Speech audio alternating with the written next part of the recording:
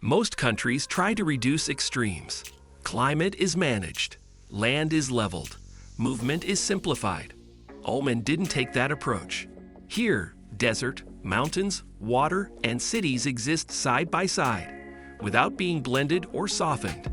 To understand Oman, you have to stop expecting balance and start noticing how extremes are allowed to remain intact, where the land removes margin for error. Much of Oman is defined by emptiness. This is the Rub al Khali, the empty quarter. Here's the first shock. The desert doesn't guide movement, it limits it. No landmarks, no reference points, no gradual changes. Distance here isn't dramatic, it's absolute. Navigation becomes existential here. GPS coordinates matter more than instinct. Water planning isn't cautious, it's life or death mathematics. The land doesn't help you orient. It expects you to already know how. This isn't wilderness that rewards exploration. It's terrain that punishes assumption. The dunes reshape constantly. Wind erases yesterday's reality. What existed this morning may not exist tonight. Oman allows this instability to persist. No infrastructure imposed. No routes permanently marked. The desert remains what it has always been, ungoverned space.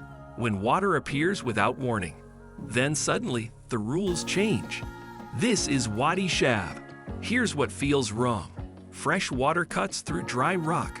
Palm trees appear abruptly. Heat gives way to shade. There's no slow transition. The landscape doesn't prepare you. It interrupts itself. In Oman, water isn't spread evenly. It arrives in concentrated breaks. Indigenous date palms cluster wherever water touches stone. Their roots exploit every crack. Their canopies create microclimates. These aren't curated gardens. They're accidents of geology that Oman has left untouched. The water flows regardless of season or need. It doesn't accommodate human schedules. Sometimes it's gentle. Sometimes flash floods turn these wadis into lethal channels. The country accepts both versions. And then the ground opens, where the earth collapses inward. Along the coast lies something unexpected. This is the Bimmah Sinkhole. Here's the shock. The land drops suddenly into clear blue water. No erosion zone, no warning signs, just depth. The surface doesn't crack gradually, it fails instantly. 40 meters down, limestone gave way centuries ago. One moment, solid ground. Next moment, void. The water inside is unnaturally still. Fed by underground networks no one has fully mapped. The clarity is absolute. You can see the bottom. Fish appear at certain depths. Nobody introduced them. They arrived through subterranean passages. Oman doesn't hide instability. It leaves it exposed. The sinkhole functions as swimming hole now. People descend into managed collapse. The country offers stairs, but changes nothing fundamental. The void remains a void. If you're interested in destinations where geography still controls outcomes, and landscapes aren't softened for comfort, subscribe. This channel explores places shaped by conditions, not convenience. Stakes reset. Why this matters. Because in Oman, when conditions change, there's very little space to adjust slowly. The environment moves first, where elevation rewrites climate. In northern Oman, the land rises sharply. This is Jabal Akhdar, the Green Mountain. Here's the contrast.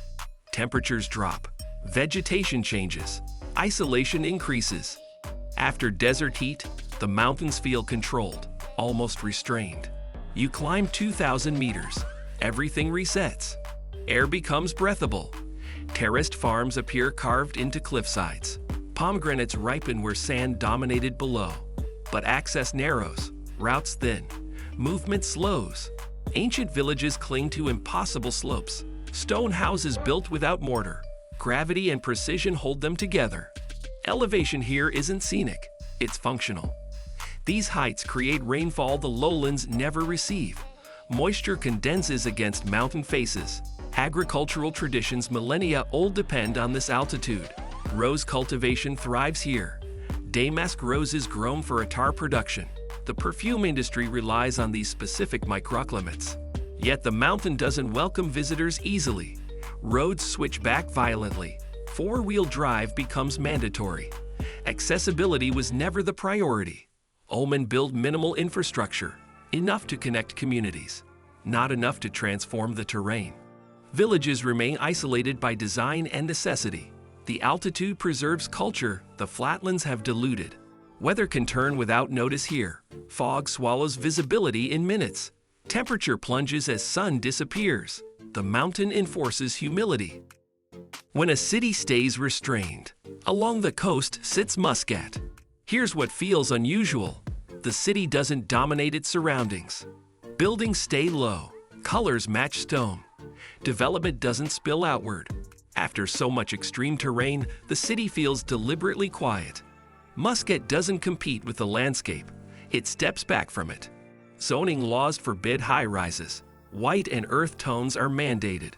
Architecture references history without mimicking it. The Sultan Qaboos Grand Mosque sits enormous but horizontal, sprawling rather than towering. Its presence is felt through area, not altitude. The city spreads between mountain ridges and sea. Geography constrains expansion naturally. Development follows valleys. It doesn't challenge peaks. Port facilities remain functional, not ornamental. Thou harbors still operate. Traditional wooden boats moored beside modern vessels. Muscat hasn't erased its working waterfront. Commerce and heritage occupy the same space. The Corniche follows the coast without straightening it. Roads curve around natural features. The city adapted its grid to topography, not the reverse. Green spaces are sparse because water is precious. Parks exist but don't pretend sustainability. Irrigation is acknowledged, not hidden. Expansion is happening, slowly. New districts emerge in careful increments, but the restraint persists. This is a capital that never demanded to look like other capitals, where sand remains uninterrupted. East of the mountains, dunes stretch again. This is Wahiba Sands. Here's the quiet shock. The desert remains continuous.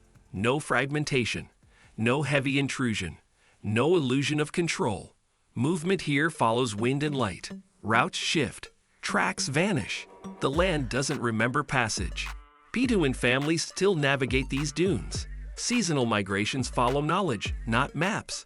Camel herding continues despite modernity pressing from all sides. The sands rise and fall in rhythmic patterns. Some dunes reach 200 meters. Their ridges knife-sharp, their slopes perfect curves.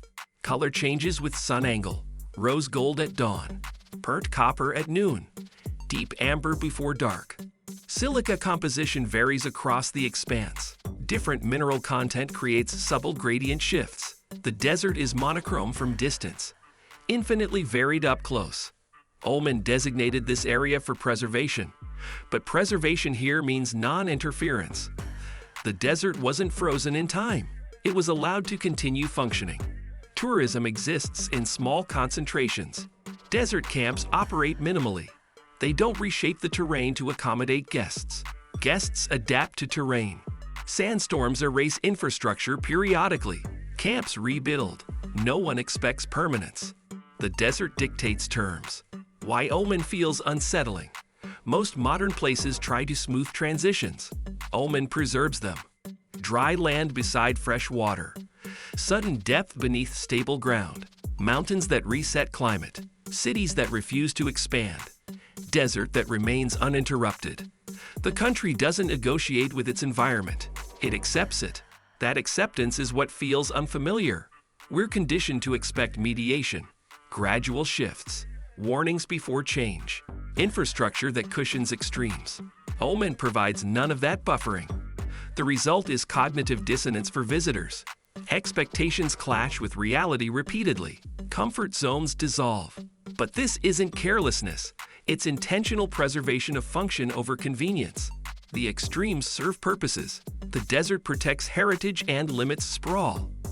The mountains create water and climate zones. The sinkholes and wadis demonstrate geological truth. The restrained city models sustainability.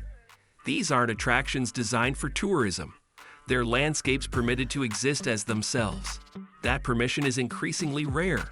Oman isn't defined by one landscape. It's defined by extremes without mediation. Absolute desert, abrupt water, sudden depth, restrained cities. Elevations that rewrite conditions. These places weren't shaped to feel easy or predictable. They exist because Oman never tried to remove their edges. The country chose coexistence with extremes over control of them. That choice preserved ecological diversity. It maintained cultural continuity. It created a destination where geography still determines experience. If this video changed how you think about where destinations can function, subscribe. Because some of the most revealing places to visit aren't balanced. They're allowed to remain exactly as they are. And in that allowance, you find a country that understood something fundamental. Not every extreme needs correction. Some need only space to exist.